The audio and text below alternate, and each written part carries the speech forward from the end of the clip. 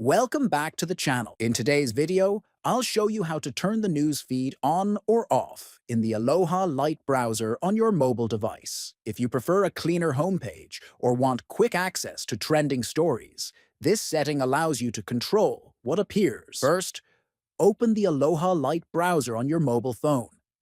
Next, look at the top right corner of the screen and tap on the settings icon. Then, once you're inside the settings menu, tap on Appearance to open the display customization options. After that, look for the option called Show News Feed. You will see a toggle switch next to it. If you want the news feed to appear on your home page, turn the toggle on. If you prefer a simple and distraction-free start page, turn the toggle off.